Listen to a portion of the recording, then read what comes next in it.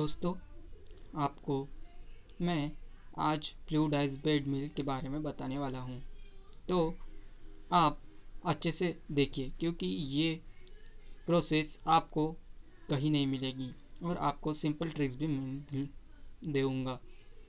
तो मेरे चैनल को पर आप पहली बार होंगे तो मेरे चैनल को सब्सक्राइब कीजिए, क्योंकि आपको हर एक वीडियो की लिंक मिलती जाएगी और आपको पता चल जाएगा कि आप कितना ज़्यादा सिंपल ट्रिक्स यूज़ करके अपने माइंड को और अपनी स्टडी को कॉम्प्रोमाइज़ कर रहे हैं और आपको स्टडी जल्दी हो जाएगी। तो इसलिए मैंने आपको देने के लिए सिंपल ट्रिक्स यूज़ करके फ्लूइडाइज्ड बेड मिल को तैयार किया है। अगर आपने अगली वीडियो मेरी देखी नहीं होगी तो मेरी पिछली वाली वीडियो फ्लूइडाइज्ड बेड मिल को देख लीजिए, क्योंकि आपने फ्लूइडाइज्ड बेड मिल के पहले स्पाइरल जेट मिल देखा होगा तो आपको पता चल जाएगा कि स्पाइरल जेट मिल कैसा वर्क करता है। और उसके बाद फ्लूइडाइज्ड बेड मिल भी देख लीजिए। उसके बाद मैं आपको पूरा चैप्टर समझ में आने के लिए एक वीडियो डालूँगा, क्योंकि वो भी इम्पोर्टेंट है। वो इम्पोर्टेंट आपको पूरी चैप्टर की एक्सप्लेनेशन दे देगी। तो इंट्रोडक्शन, पहले explanation of fluidized bed mill, characteristics of fluidized bed mill, operation and working principle of fluidized bed mill आपको इसमें मिल जाएंगे। तो चलो चलते हैं आगे।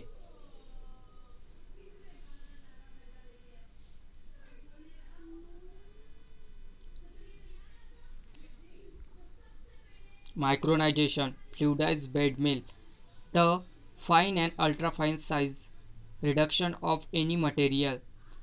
Fine and ultra fine size reduction के कौन सा भी मटेरियल लीजिए आप, वो फ्लूइडाइज्ड बेड मिल में कंपेयर करेगा और उसमें डाल दीजिए, क्योंकि द मटेरियल मोज हार्डनेस कितना चाहिए, उसका मोज हार्डनेस किसने, एक जो साइंटिस्ट है उस जो प्रिंसिपल उसने बनाया है कि मोज हार्डनेस एक मटेरियल के लिए यूज़ किया जाता है।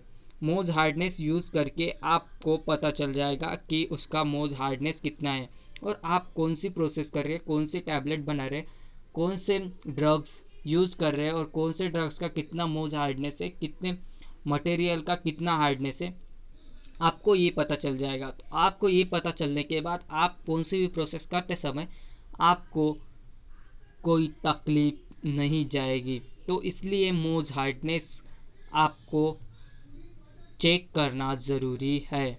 The material hardness can be fluidized by the expanded compress gas in the grinding chamber. Grinding chamber में वो कॉम्प्रेस और एक्सपांड होके फ्लूइडाइज्ड बेड मिल में आपको मिल जाएगा। तो माइक्रोनाइजेशन के third, characterised bye fluidised bed मिल। तो उसको फ्लूइडाइज्ड बेड मिल को हम देखेंगे, क्योंकि उसका कैरेक्टरिस्टिक्स क्या है। Material of feed size, heat sensitive और एब्रेसिवनेस ऑफ कैरेक्टरिस्टिक्स, उसके एब्रेसिवनेस और उसके हीट सेंसिटिव होने के कारण क्या है। तो आप देखिए कि डिक्रीज एनर्जी कंजम्पशन, उसका एनर्जी कंजम्पशन डिक्रीज हो जाएगा अगर हीट ज़्यादा रहेगी, अगर उसका एब्रेसिवनेस ज़्यादा रहेगा, उसकी फीड साइज ज़्यादा रहेगी, तो वो प्रोसेस में आपको एनर्जी बराबर नहीं देगा और उसकी एनर्जी कंजम्पशन कम हो जाएगी। तो कंजम्पशन कम हो जाएगी तो आपको क्या लगेगा कि उस जो प्रोसेस है वो बराबर नहीं चलेगी। तो reduce wear and build up grinding chamber, उसको ग्राइंडिंग चेंबर को बराबर रिड्यूस करने के लिए आपको स्पीड मेंटेन करनी पड़ेगी, आपको सब कुछ मेंटेन करना पड़ेगा। और उसका कैरेक्टरिस्टिक्स एडवांटेजेस क्या है, बराबर स्टीपर पार्टिकल साइज डिस्ट्रीब्यूशन, वो पार्टिकल बराबर डिस्ट्रीब्यूट करता है और उसका जो नॉइस है, जो फ्लूइडाइज्ड बेड मिल का जो नॉइस है वो बहुत कम है। जैसे कि आपने हैमर मिल देखा होगा, जो आपने बॉल मिल देखा होगा, तो उसका जो नॉइस पोल्यूशन है वो ज़्यादा था। नॉइस बस इतना ही है कि फ्लूइडाइज्ड बेड मिल में आप देख रहे हैं कि नॉइज़ उसका कम रहेगा। तो आपको अगर हैमर मिल चाहिए, अगर कोई भी चाहिए तो मैं आपको दे दूंगा। तो arrangement of part fluidized bed mill, the lower grinding section comprise the actual grinding chamber with several nozzles arranged radially in the chamber wall and gravity feed inlet।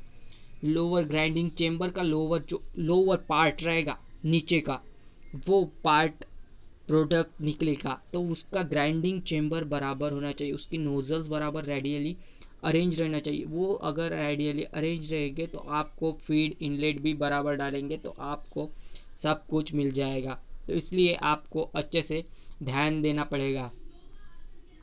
तो operation of fluidized bed mill operation कैसा करता है, वो quite as simple operation है उसके, क्योंकि वो easy to design and easy to process, वो इजी प्रोसेस करेंगे क्योंकि जो प्रोसेस है वो बराबर रहेगी।